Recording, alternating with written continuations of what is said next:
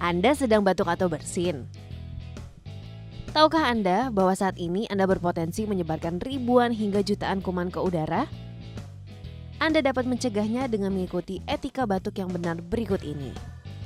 Saat Anda batuk atau bersin, selalu gunakan tisu atau sapu tangan untuk menutup mulut dan hidung. Jika tidak ada tisu atau sapu tangan, gunakan lengan bagian dalam, bukan telapak tangan. Gunakan masker yang menutup hidung dan mulut selama Anda batuk dan bersin. Buanglah tisu setelah digunakan ke dalam tempat sampah.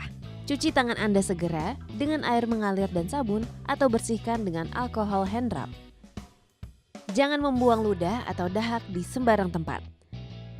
Dengan menjalankan etika batuk ini, maka kamu ikut membantu untuk mengendalikan infeksi di sekitar kita.